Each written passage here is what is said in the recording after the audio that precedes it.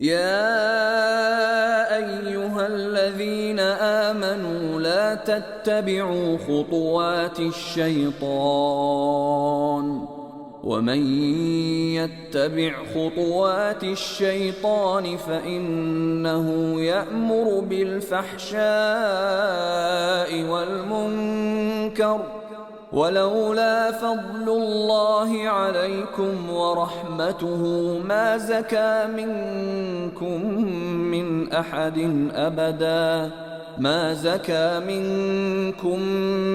أحد أبدا ولكن الله يزكي من يشاء والله سميع عليم.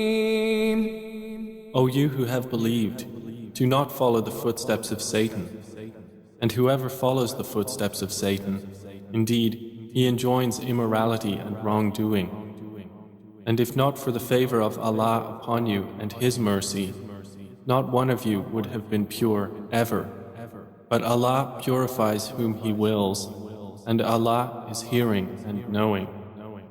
ولا يأتل أولو الفضل منكم والسعة أن يؤتوا أولي القربى والمساكين والمهاجرين في سبيل الله وليعفوا وليصفحوا ألا تحبون أن يغفر الله لكم والله غفور رحيم. And let not those of virtue among you and wealth swear not to give aid to their relatives and the needy and the immigrants for the cause of Allah, and let them pardon and overlook. Would you not like that Allah should forgive you? And Allah is forgiving and merciful. إن الذين يرمون المحصنات الغافلات المؤمنات لعنوا في الدنيا والآخرة ولهم عذاب عظيم. Indeed, those who falsely accuse chaste, unaware and believing women are cursed in this world and the hereafter, and they will have a great punishment.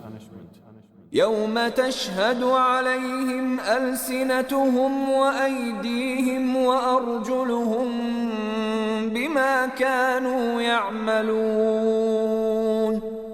On a day when their tongues, their hands and their feet will bear witness against them as to what they used to do.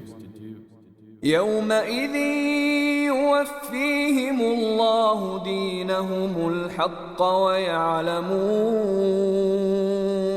ويعلمون أن الله هو الحق المبين.